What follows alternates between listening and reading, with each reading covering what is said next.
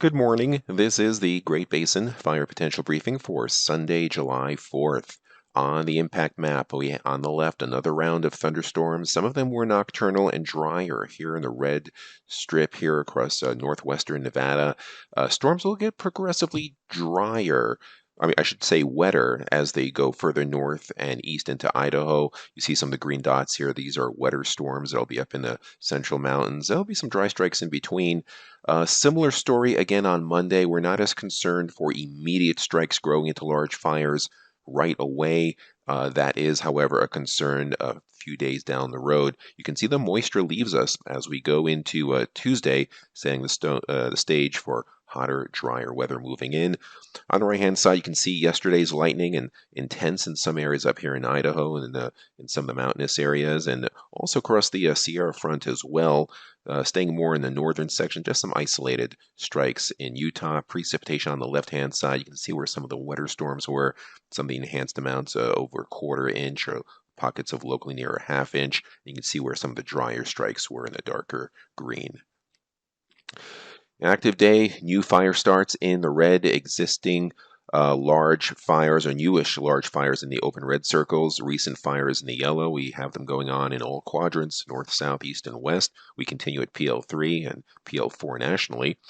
Over the past 7 days, you can see the precipitation, and with a little piece of the monsoon breaking off over the last week affecting us, you can see in the green where we had a half inch or more, wetted down our fields a little bit in some of those areas, but did get progressively drier as you head further towards northwestern Nevada. You can see the percent of normal driest in our northern and northwestern sections, wettest and above normal in southern Nevada and parts of southern Utah. You can see our ERCs, the driest area now across western Utah, pushing all the way up into the mountains of central Idaho. It's kind of a narrow tongue from south to north, flanked on either side by fuels which were modified a little bit, the edge taken off by a little bit of wetting rain, but it won't take long for those fuels to bounce back. There's a high pressure ridge, and there's some of that monsoonal moisture streaming up through Nevada, and some enhanced clouds and lightning possibly just on the other side of the California border. These are the areas we'll have to watch. And so for later today, you can see on the left, this enhanced green area indicates where we have the best mid to upper level moisture, best chance of lightning.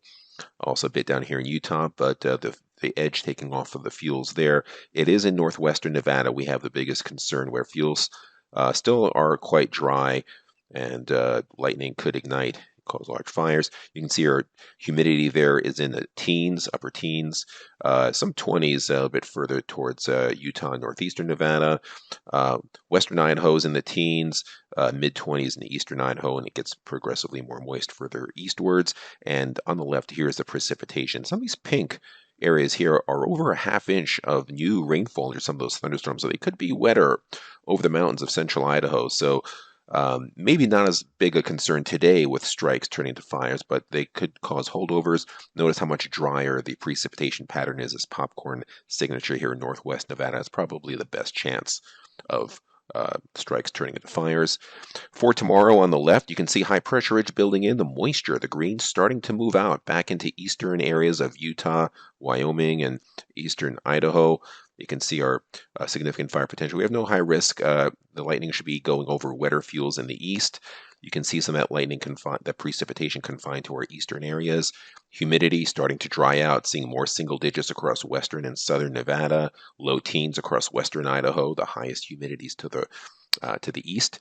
And then a big high pressure with drier air settling in across the Great Basin. You can see how much we dry out on the 7-day. We will have to watch under this black area here. There may be just enough marginal moisture for some isolated lightning. You can see it here on this model on the left. These little popcorn signatures could indicate some isolated lightning strikes. So keep an eye on that because the humidities, you can see how they're drying out here on the right-hand side in all areas. 3-day precipitation totals, not too much at this point, except maybe a little bit, a tenth to a quarter inch in the Idaho mountains, and it could be actually locally more, a little bit more in the mountains of western Wyoming. Further down the road, on Wednesday, high pressure ridge over us, drier. Notice the tightening wind gradient here, this height gradient, these yellow lines tightening up. We do have high risk for wind. in parts of Idaho, especially areas that had lightning. And you can see on the wind map here, this dark green to orange shade indicates winds in the 20s to near 30 miles per hour. Marginal speeds, but combined with recent lightning and that drier air, that's when holdovers can really start to get going and spreading. High pressure building in on Thursday, and still a tight enough gradient. We have concerns for wind, areas in the orange through here. And then on Friday, high pressure building in. Again, hot and dry. See the PSAs drying out by Friday, and Saturday, high pressure in control. Starting to try to get the monsoonal cycle going again, but it's going to take several days. So at this point, even southern Utah and the Arizona Strip, eastern areas, everyone's going to start drying out. 7-day precip totals, not much different from the first three. You can see how the monsoon is really hitting New Mexico and southern Arizona hard. And the 8 to 14-day outlook, much above normal temperatures, centered across the western Great Basin and spreading eastwards, a drier than normal signal for the Great Basin, but there is that wetter signal very close by coming out of the monsoon land. So for July 11th to the 17th, we'll have to watch for the advent of more monsoonal moisture, possibly in our far southern areas. Remains to be seen. This concludes our briefing. Have a great day.